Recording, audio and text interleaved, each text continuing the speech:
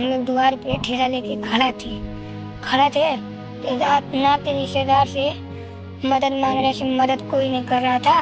तो दफनाना है तो जो वहाँ पर रहते हैं वो कहे यहाँ पर फुकाता है, दफनाना नहीं। तो वहाँ से कहे मुसलमान का जो दफनाने वाला है वहाँ पर ले जाओ। तस्वीरें अक्सर कहानी बयां करती हैं, लेकिन कुछ तस्वीरें वो हमारे समाज के चेहरे पर एक तमाचा होती है।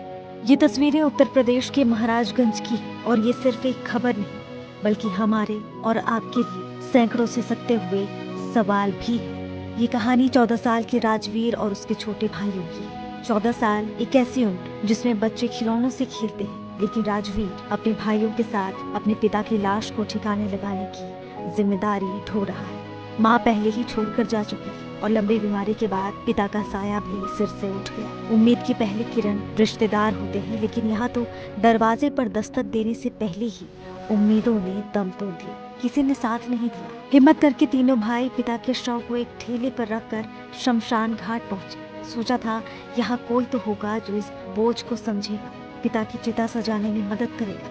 लेकिन यहाँ इंसानियत नहीं, नियम खड़े थे। उनसे कहा गया लकड़ी लेकर आओ, तभी अंतिम संस्कार होगा। अब जरा सोचिए, उस 14 साल के बच्चे पर क्या गुजरी होगी जिसके पास कफन के पैसे नहीं, वो चिता की लकड़ी कहाँ से लाता। यहाँ धर्म के नियमों ने एक बच्चे की बेबसी पर तरस नहीं खाया।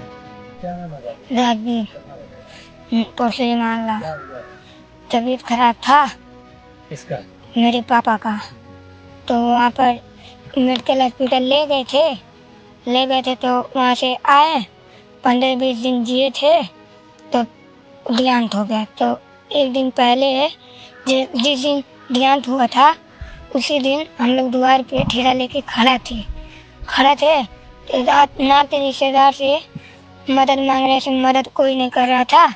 तो फिर कोई बात चेयरमैन आए, सभासद आए और सब देख चले गए, तो हम लोग मदद मांगे नहीं दिए। शमशान से ठुकराए जाने के बाद ये मासूम पिता की लाश को लेकर एक कब्रिस्तान पहुंचे। शायद उन्हें लगा हो कि मिट्टी तो हर किसी को पनाह देती, लेकिन यहाँ धर्म की दीवारें और भी ऊंची थी। उन्हें बताया गया कि तुम हिंदू हो, यहाँ सिर्फ मुसलमानों को दफनाया जाता है। एक दरवाजे पर नियम और दूसरे दरवाजे पर धर्म, और इन दोनों के बीच सड़क पर बिलखता लाचार बचपन।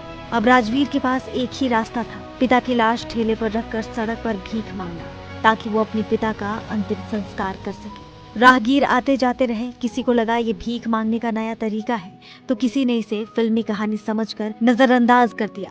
लेकिन किसी ने उन आंखों में झांकने की कोशिश नहीं की जहां एक बेटे का दर्द सैलाब बनकर बह रहा था। सवाल ये कि उस भीड़ में कोई ऐसा क्यों नहीं था जो पूछता कि बेटा क्या हुआ। और फिर जब अपनों ने, समाज ने और एक ही धर्म के लोगों ने मुंह फेर लिया, तब इंसानियत दो फरिश्तों के रूप में सामने आई।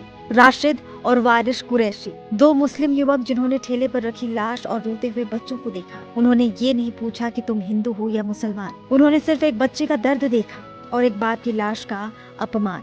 वो आगे आए, लकड़ी का इंतजाम किया और एक बेटे की तरह उन सभी रीतियों को निभाया जो राजवीर अकेला नहीं कर सकता था। दुमानवा घाट ले गए तो वहाँ पर कहे कि दफनाना है तो जो वहाँ पर रहते हैं वो कहे यहाँ पर फुकाता है, दफनाना नहीं। तो वहाँ से कहे मुसलमान का जो दफनाने वाला है वहाँ पर ले जाओ, वहाँ पर गाड़ना है। तो वहाँ पर हम लोग गए तो वहाँ से सब लोग भगाए तब आए छपवा चौकी पे खड़ा हुए 4 घंटा खड़े थे। फिर उसके बाद सब भगा रहे थे, इधर जो गाड़ी आ रहा था उससे पैसा मांग रहे थे। राशिद और वारिश ने न सिर्फ अंतिम संस्कार कराया बल्कि उन बच्चों को आगे की जिंदगी के लिए आर्थिक मदद भी दी। उन्होंने वो किया जो उस वक्त समाज, प्रशासन और रिश्तेदारों को करना चाहिए था। राशिद बताते हैं कि उन्होंने सिर्फ इंसानियत का फर्ज निभाया। मैं वहाँ पहुँचा तो लोगों ने बताया, उनके परिवार वालों ने, जो बच्चे थे सब, कि 2 दिन हो गया कोई मदद नहीं कर रहा है और हम लोग देखिए कुदार लाए हैं दफन करने के लिए और इसको गाड़ने के लिए। तो वहाँ पे जो दुमानवा घाट के गौतम भैया हैं हमारे, वो बेचारे कहने लगे कि यहीं दफन करवा दो।